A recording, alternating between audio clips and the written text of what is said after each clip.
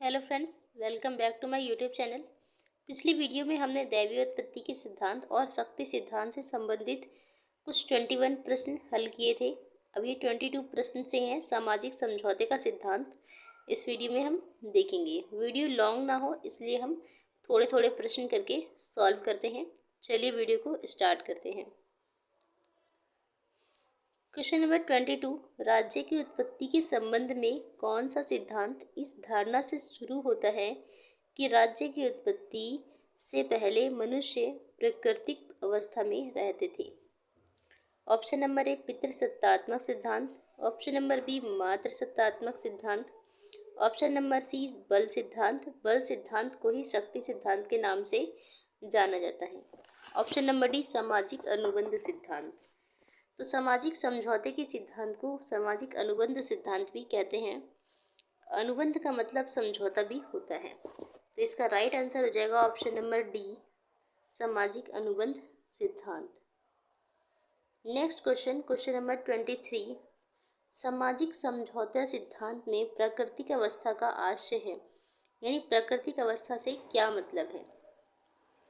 राज्य के निर्माण में प्रकृति का योगदान। ऑप्शन नंबर बी राज्य के निर्माण के पूर्व की अवस्था। ऑप्शन नंबर सी राज्य की प्रकृति का अध्ययन। ऑप्शन नंबर डी उपरोक्त में से कोई नहीं। तो इसका जो राइट ऑप्शन हो जाएगा ऑप्शन नंबर बी राज्य के निर्माण के पूर्व की अवस्था को हम प्राकृतिक अवस्था कहते हैं इस सिद्धांत के अनुसार। तो इसका राइट आंसर हो जाएगा ऑप्शन नंबर बी राज्य के निर्माण के पूर्व की अवस्था। क्वेश्चन नंबर 24, शक्ति का स्थानांतरण हो सकता है न कि इच्छा का, जो कि संप्रभु होती है। ये किसने कहा था? Option number A Hobbes, option number B बोना, option number C Rousseau, option number D Austin. तो इसका राइट आंसर हो जाएगा option number C Rousseau. Rousseau ने ऐसा कहा था कि शक्ति का स्थानांतरण हो सकता है न कि इच्छा का, जो कि संप्रभु होती है। क्वेश्चन नंबर 25, निम्नलिखित में से कौन सा मिलान सही नहीं है? Sorry, option number A Hobbes. Hobbes पितृसत्तात्मक सिद्धांत से संबंधित है। नो, पितृसत्तात्मक सिद्धांत से संबंधित है हेनरी मैन। हॉब्स जो है ये प्राकृतिक सामाजिक समझौता सिद्धांत से संबंधित है। तो यही आंसर रॉन्ग है और यही सही मिलान नहीं किया गया इसका। आगे देखते हैं हम अरस्तु। अरस्तु की पुस्तक का नाम राजनीति है, बिल्कुल ठीक, जिसे हम इंग्लिश में पॉलिटिक्स कहते हैं। रूसो जो है ये भी सामाजिक समझौता सिद्धांत से संबंधित है। सामाजिक समझौता सिद्धांत से 3 लोग संबंधित हैं, हॉब्स, लॉक, रूसो। यानी हॉब्स और लॉक का नाम तो आप यहीं पे देख सकते हैं, हॉब्स और रूसो का, आगे लॉक का नाम भी देखने को मिलेगा। मार्क्स जो है उन्होंने कम्युनिस्ट पार्टी का घोषणा पत्र तैयार किया था, यह भी ठीक है।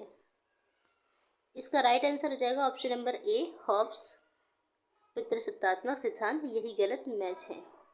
आगे बढ़ते हैं, क्वेश्चन नंबर 26, निम्नलिखित में से राज्य की उत्पत्ति के संबंध में कौन सा सिद्धांत 17वीं तथा 18वीं शताब्दी में सर्वाधिक लोकप्रिय था? तो 17वीं और 18वीं शताब्दी में कौन सा सिद्धांत लोकप्रिय था? ऑप्शन नंबर ए दैवीय उत्पत्ति का सिद्धांत, ऑप्शन नंबर बी शक्ति सिद्धांत, ऑप्शन नंबर सी सामाजिक समझौते का सिद्धांत, ऑप्शन नंबर डी ऐतिहासिक सिद्धांत। तो इसका राइट आंसर हो जाएगा ऑप्शन नंबर सी सामाजिक समझौते का सिद्धांत 17वीं और 18वीं शताब्दी में सर्वाधिक लोकप्रिय था। नेक्स्ट क्वेश्चन, क्वेश्चन नंबर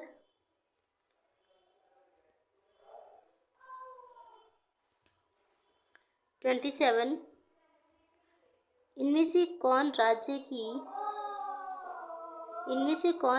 की उत्पत्ति के सामाजिक अनुबंध सिद्धांत से नहीं जुड़ा है? नहीं जुड़ा है पूछा है, तो मैंने आपको बताया था कि हॉब्स, लॉक, रूसो सामाजिक अनुबंध सिद्धांत से संबंधित है, परंतु जे.एस. मिल सामाजिक अनुबंध सिद्धांत से नहीं जुड़े हुए हैं। नेक्स्ट क्वेश्चन, क्वेश्चन नंबर 28, सामाजिक अनुबंध सिद्धांत के 3 प्रमुख प्रतिपादक थे। तो देखिए ये क्वेश्चन और ये दोनों क्वेश्चन सेम ही लग रहे हैं, बस थोड़ा सा चेंज किया गया है। तो मैंने आपको बताया है कि हॉब्स, लॉक, रूसो ये तीनों सामाजिक अनुबंध सिद्धांत से संबंधित हैं।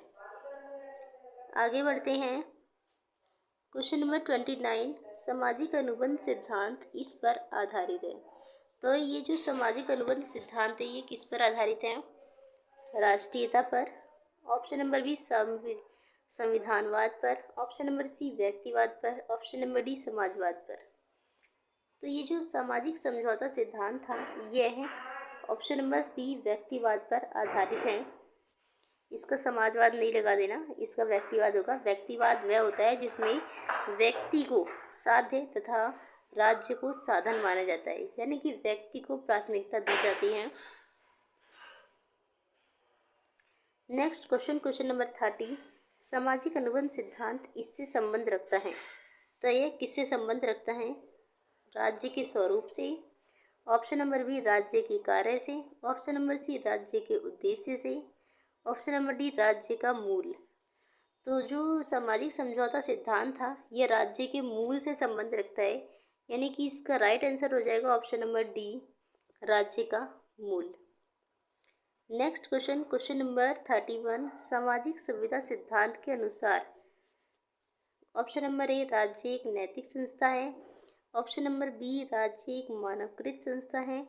ऑप्शन नंबर सी राज्य प्राकृतिक एवं आवश्यक है। ऑप्शन नंबर डी राज्य की प्रकृति सावयवी है।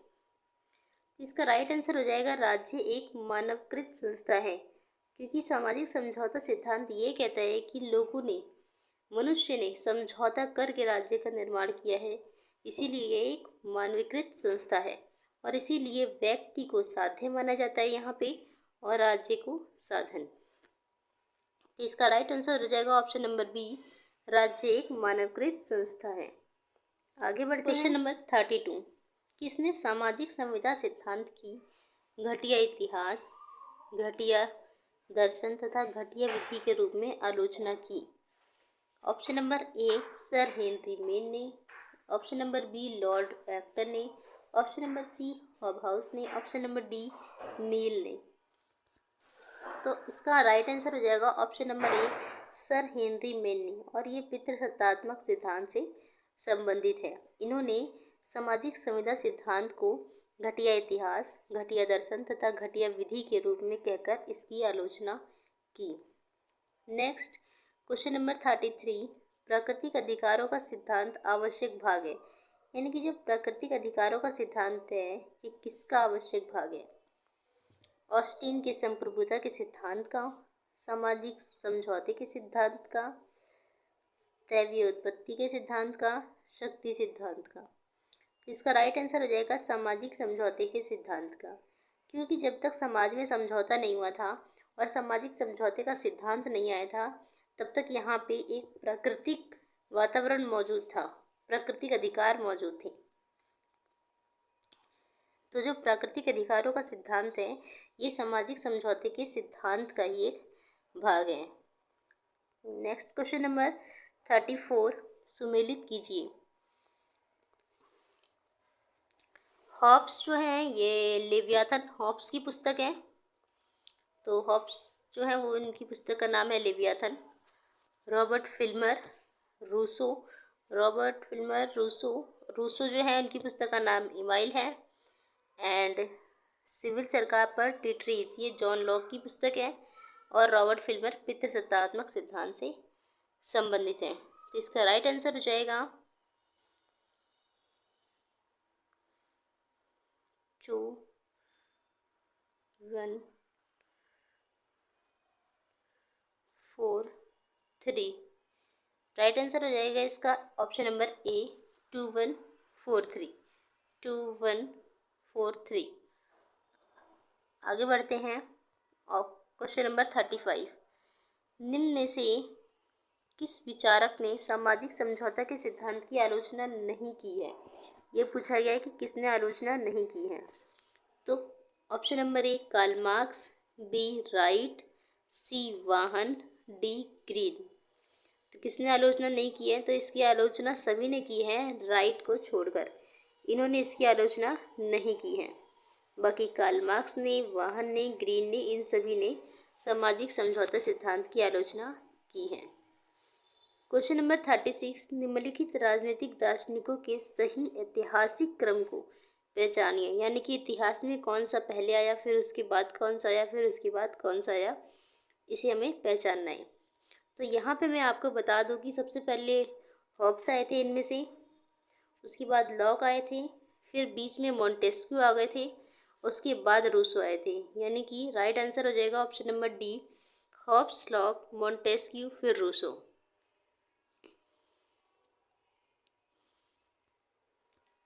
नेक्स्ट क्वेश्चन नंबर 37, सामाजिक संविदा का सिद्धांत मुख्य रूप से ये कार्य करने का प्रयत्न करता है।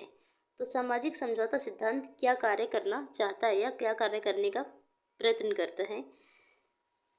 ऑप्शन नंबर ए, राज्य के ऐतिहासिक उद्गम का पता लगाना। ऐसा बिल्कुल भी नहीं करता है, क्योंकि ये ऐतिहासिक समझौते के सिद्धांत नहीं है, ये गलत है।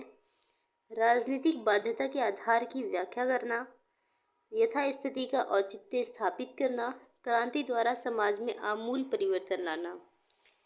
तो इसका जो राइट आंसर हो जाएगा वो हो जाएगा ऑप्शन नंबर बी, राजनीतिक बाध्यता के आधार की व्याख्या करना। क्वेश्चन नंबर 38, निम्न सिद्धांतों में किसके अनुसार राज्य की स्थापना जनता की इच्छा से हुई है? तो जनता की इच्छा से हुई है राज्य की स्थापना, ऐसा कौन सा सिद्धांत कहता है? तो ऐसा कहने वाला एक ही सिद्धांत है, वो है सामाजिक समझौते का सिद्धांत। ये कहता है कि जो राज्य बना है ये व्यक्तियों की इच्छा से बना है, मनुष्य ने स्वयं मिलकर राज्य बनाया है। ये तो बहुत बड़ा क्वेश्चन है। तो देखिए यहाँ पे हम इसकी मैच करते हैं। तलवार के बिना पर संविदा मात्र शब्द है, ये किसके द्वारा कहा गया था? हॉब्स के द्वारा। तो ये हॉब्स के द्वारा कहा गया था। देखिए तलवार के बिना पर संविदाएं मात्र शब्द हैं, तो ये इसका ऑप्शन नंबर ए का 3 हो जाएगा। 3 तो सब में है।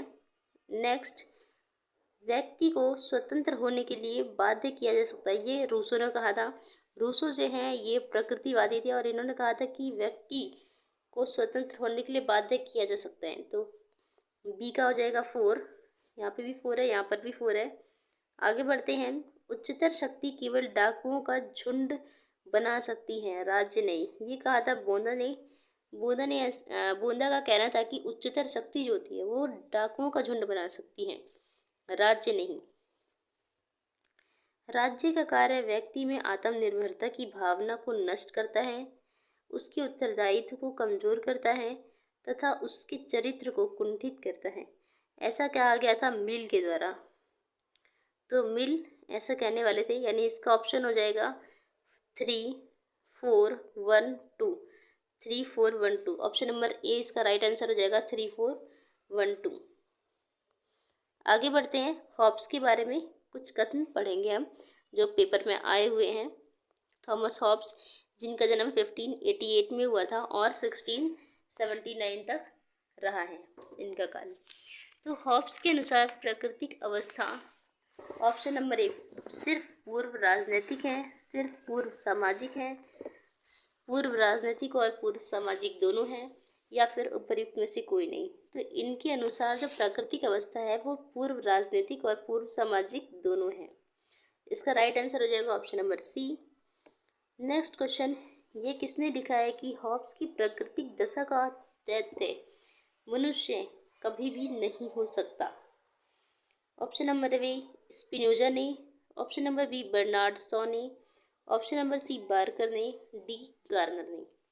तो ऐसा कहने वाले हैं स्पिनोजा। इन्होंने कहा था कि हॉब्स की प्राकृतिक दशा का दैत्य मनुष्य कभी भी नहीं हो सकता। आगे बढ़ते हैं। क्वेश्चन नंबर 42, किस राजनीतिक चिंतक ने अपनी आत्मकथा में लिखा है कि उसकी माँ ने जुड़वा बच्चों को जन्म दिया, स्वयं उसे तथा डर को? तो ऐसा कहने वाले कौन थे?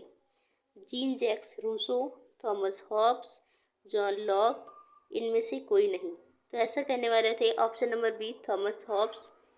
थॉमस हॉब्स ने कहा था कि उसकी माँ ने जुड़वा बच्चों को जन्म दिया, स्वयं उसे तथा डर को।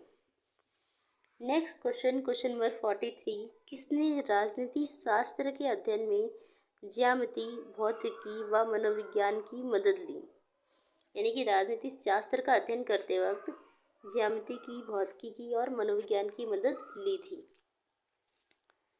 हॉब्स ने, लॉक ने, रूसो ने, J.S. मिल ने। तो इसका राइट आंसर हो जाएगा option number A, Hobbes. Hobbes ने ही राजनीति शास्त्र का अध्ययन करते समय ज्यामिति, भौतिकी व मनोविज्ञान की मदद ली थी। Next question number 44। हॉब्स के अनुसार प्राकृतिक राज्य इसका युग था। तो प्राकृतिक राज्य किसका युग था? शांति और समृद्धि का, निरंतर संघर्ष का, शांति और अभाव का, धार्मिक शासन का।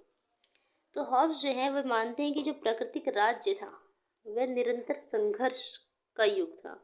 तो इसलिए इसका option number B right answer हो जाएगा। Next question number 45। हॉब्स के अनुसार प्राकृतिक अवस्था में मानवीय जीवन कैसा था? ऑप्शन नंबर ए, एकाकी, निर्धन, निंदनीय, अल्पकालिक था। ऑप्शन नंबर बी, एकाकी किंतु शांतिपूर्ण था। ऑप्शन नंबर सी, सामाजिक और सहयोगात्मक किंतु दरिद्र था। ऑप्शन नंबर डी, उपर्युक्त में से कोई नहीं। इसका राइट आंसर हो जाएगा ऑप्शन नंबर ए। हॉब्स के अनुसार प्राकृतिक अवस्था में मानव का जो जीवन था वह एकाकी था, निर्धन भी था, निंदनीय भी था और अल्पकालिक भी था। आगे बढ़ते हैं क्वेश्चन नंबर 46। निम्नलिखित में से कौन आत्मरक्षा के अधिकार को व्यक्ति का प्राकृतिक अधिकार मानता है? प्लेटो, बेंथम, हॉब्स या फिर बर्क। इसका राइट आंसर हो जाएगा हॉब्स। हॉब्स जो है वो आत्मरक्षा के अधिकार को व्यक्ति का प्राकृतिक अधिकार मानते हैं।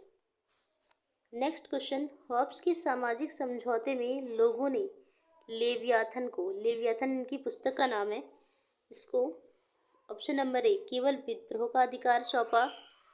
ऑप्शन नंबर बी, केवल धार्मिक अधिकार सौंपा। ऑप्शन नंबर सी, लगभग सभी अधिकार सौंप दिए।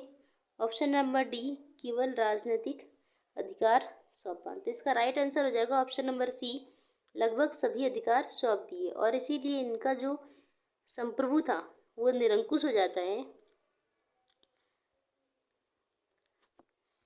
तो इसका राइट आंसर हो जाएगा ऑप्शन नंबर सी, लगभग सभी अधिकार सौंप दिए। आगे बढ़ते हैं क्वेश्चन नंबर 48। सामाजिक समझौते के सिद्धांत के साथ संप्रभु राज्य की अवधारणा को किसने संयुक्त किया? संप्रभु राज्य की अवधारणा जो थी उसको किसने संयुक्त किया? ऑप्शन नंबर ए, मार्क्स ने, B, Hobbes, C, Locke and D, Laski ने। तो इसका राइट आंसर हो जाएगा हॉब्स ने। हॉब्स ने संप्रभु राज्य की अवधारणा को संयुक्त किया था। Question number 49। किसने कहा कि प्राकृतिक अवस्था में युद्ध था और हर व्यक्ति का सब लोगों के विरुद्ध युद्ध था? तो ऐसा कहने वाले जो थे वो थे हॉब्स। उन्होंने कहा था कि प्राकृतिक अवस्था में युद्ध था और हर व्यक्ति का सब लोगों के विरुद्ध युद्ध था। Question number 50। हॉब्स व्यक्ति को संप्रभु की अवज्ञा करने का अधिकार देता है, तो ये कब देता है? ऑप्शन नंबर ए, आत्मरक्षा के लिए।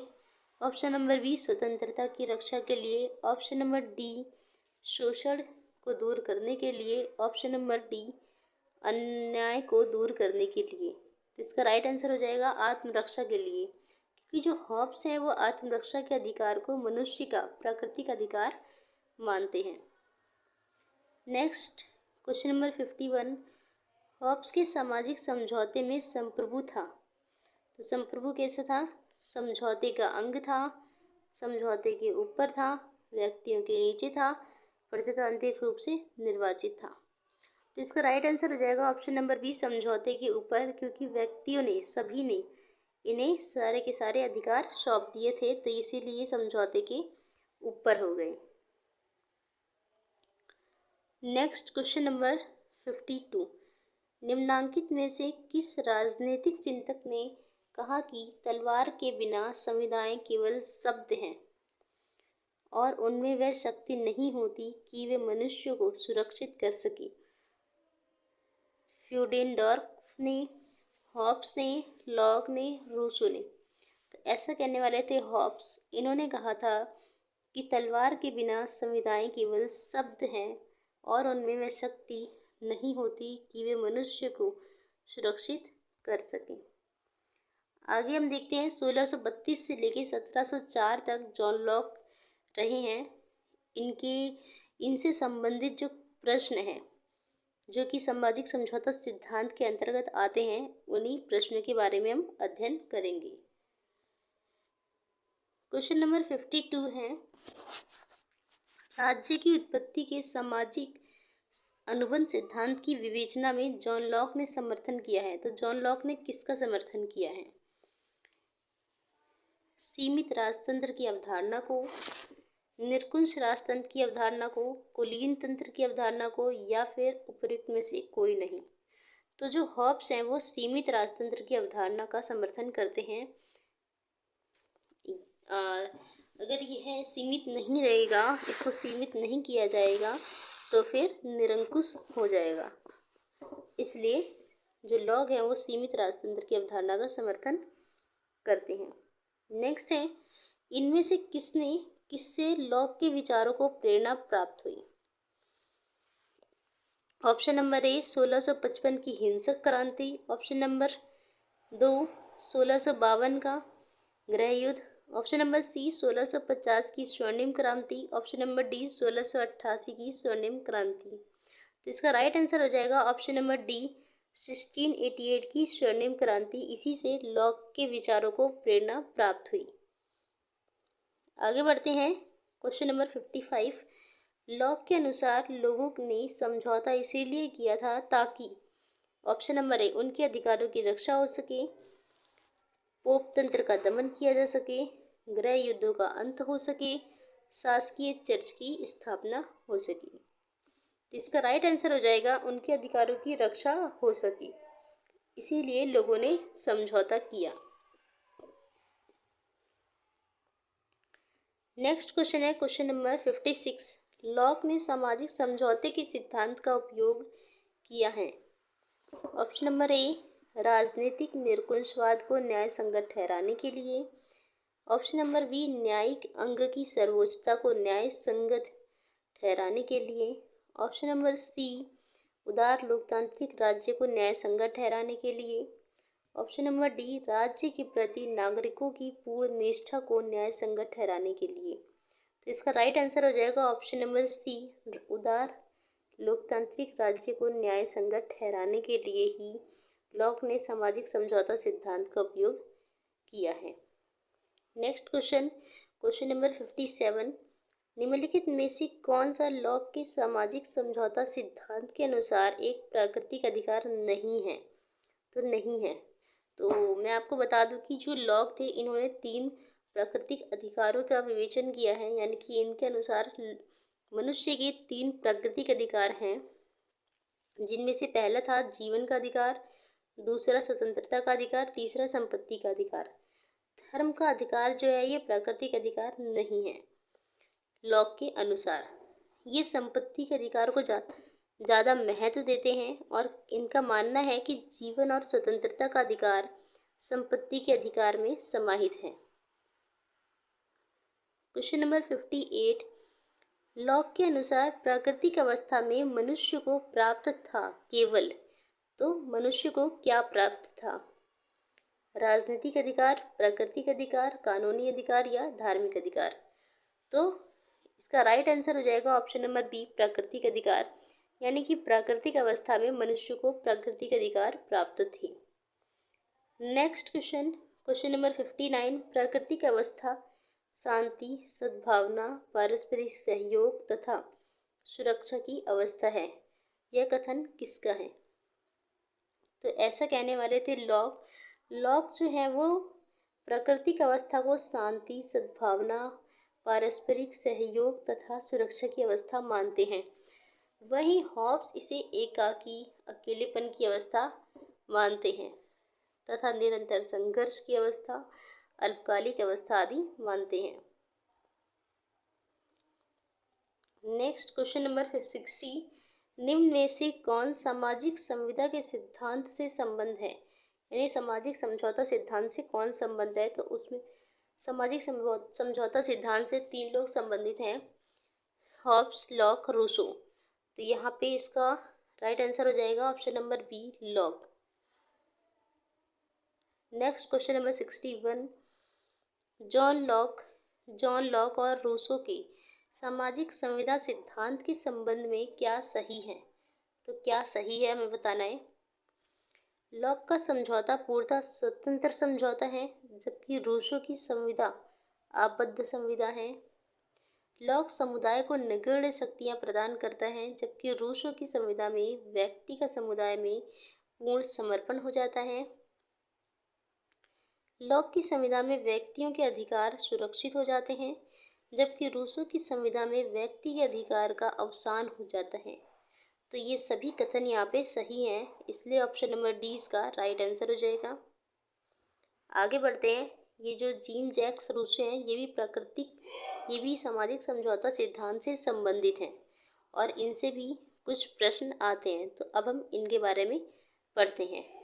तो जीन जैक्स रूसो जो हैं, ये 1712 से लेकर 1767 तक रहे। क्वेश्चन नंबर 62, रूसो के लिए किसे सामान्य इच्छा की अभिव्यक्ति के रूप में माना जाता है? तो किसे माना जाता है? सत्य यानी सही को, कर्तव्य को, शक्ति को या फिर कानून को। तो यहाँ पे सामान्य इच्छा की अभिव्यक्ति के रूप में माना जाता है कानून को। इसका राइट आंसर हो जाएगा कानून। क्वेश्चन नंबर 63, निम्नलिखित में से कौन से रूसो के जनरल विल यानी कि सामान्य इच्छा की विशेषता थी? यह आंतरिक इच्छा की अभिव्यक्ति है, तो यह ठीक है, यह आंतरिक इच्छा की अभिव्यक्ति थी।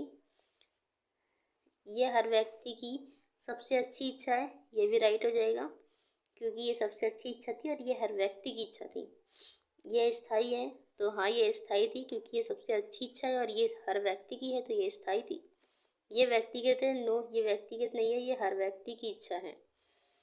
तो इसका राइट आंसर हो जाएगा 1, 2, 3, यानी कि ऑप्शन नंबर सी इसका राइट आंसर हो जाएगा 1, 2, 3। नेक्स्ट है, प्राकृतिक अवस्था वाले मनुष्य को आदर्श बर्बर की संज्ञा किसने दी? तो आदर्श बर्बर प्राकृतिक अवस्था के मनुष्य को कहा था रूसो ने मनुष्य को आदर्श बर्बर की संज्ञा दी थी। क्वेश्चन नंबर 65, निम्नलिखित में से किस विचारक के अनुसार प्राकृतिक अवस्था में मनुष्य बुद्धि या तर्क वितर्क के बजाय भावनाओं से संचालित था? तो किस विचारक के अनुसार ऐसा था कि वो बुद्धि और तर्क नहीं लगाता था, बल्कि भावनाओं से संचालित था प्राकृतिक अवस्था में मनुष्य? तो ऐसा कहने वाले थे रूसो। इन्होंने कहा था कि जो प्राकृतिक अवस्था थी उसमें मनुष्य अपने बुद्धि या तर्क नहीं लगाता था, बल्कि भावनाओं से संचालित था। क्वेश्चन नंबर 66, यह किसने कहा कि कला एवं विज्ञान के विकास ने मानव को भ्रष्ट कर दिया? तो ऐसा कहने वाले थे रूसो। इनके अनुसार था कि कला एवं विज्ञान के विकास ने मनुष्य को भ्रष्ट कर दिया। क्वेश्चन नंबर 67, रूसो की सामान्य इच्छा संकल्प के संबंध में कौन सा कथन सही नहीं है, यहाँ पर पूछा गया है। तो यह राज्य में कानून का स्रोत है, यह सदैव जनहित में होती है, यह सबकी इच्छा है, एंड यह सदैव सही होती है। तो इसमें से कौन सा राइट आंसर हो जाएगा? तो यह राज्य में कानून का स्रोत है, ये भी राइट हो जाएगा। यह सदैव जनहित में होती है, ये भी राइट हो जाएगा। यह सदैव सही होती है, ये भी ठीक है। लेकिन ये सबकी इच्छा है, ये जरूरी नहीं है। यह हर एक की इच्छा हो सकती है, पर सबकी नहीं हो सकती है। हर एक मतलब कि हर एक में कुछ लोग आ जाएंगे, यानी ज़्यादातर लोगों की हो सकती है, पर सबकी नहीं हो सकती है, क्योंकि हो सकता है कि कुछ लोगों की ऐसी इच्छा ना हो। तो यहाँ पे मेजॉरिटी को महत्व दिया जाएगा।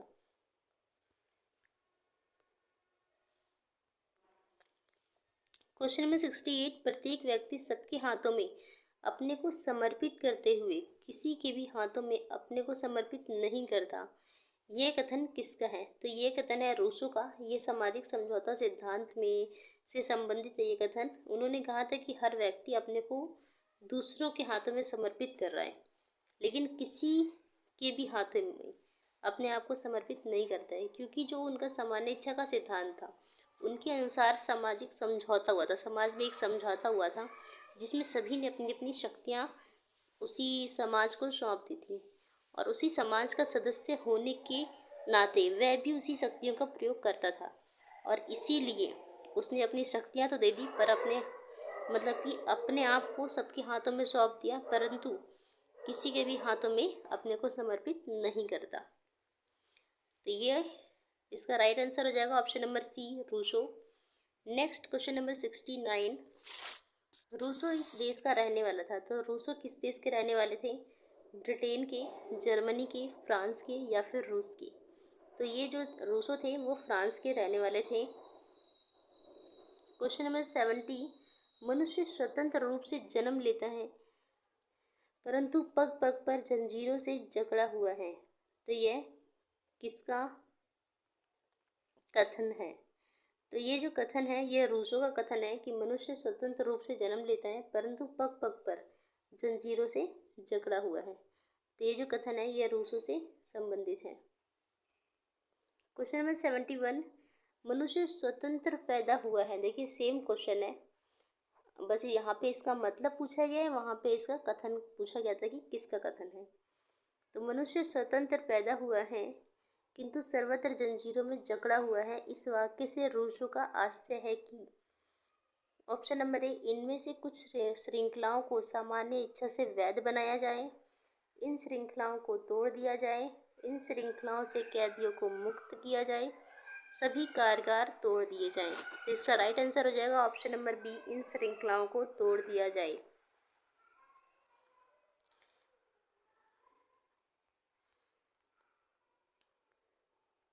Question number 72। रूसो की सामान्य इच्छा का मतलब यह है कि रूसो की सामान्य इच्छा का क्या अर्थ है?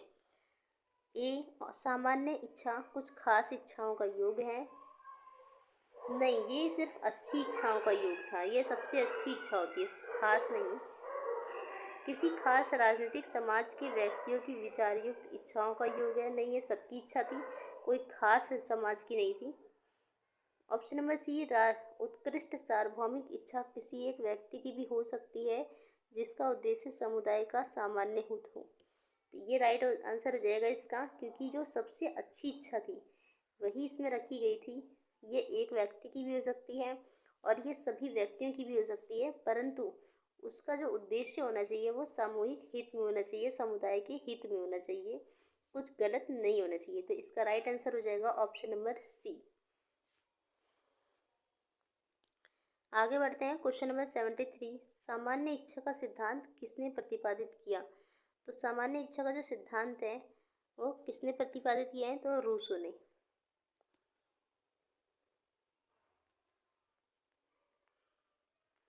सामाजिक संविदा का लेखक था। सामाजिक संविदा के लेखक कौन है? तो इसका आंसर हो जाएगा रूसो। रूसो जो है वो सामाजिक संविदा की लेखक हैं। Question number 75। सामान्य इच्छा के प्रति वास्तविक आपत्ति यह है कि जहाँ तक यह इच्छा है सामान्य नहीं है तथा जहाँ तक ये सामान्य है यह इच्छा नहीं है। तो ये ऐसा किसने कहा है? तो बोसांके ने, सर हेनरी मेन ने, MP फॉलेट ने या फिर हॉबहाउस ने? तो इसका राइट आंसर हो जाएगा ऑप्शन नंबर डी, हॉबहाउस। तो आज हमने जो क्वेश्चन देखे हैं ये सभी प्रश्न सामाजिक समझौता सिद्धांत से संबंधित है, जिसमें हमने हॉब्स, लॉक, रूसो इन तीनों से संबंधित प्रश्न भी देखे। नेक्स्ट वीडियो में हम पढ़ेंगे विकासवादी सिद्धांत से संबंधित कुछ प्रश्न।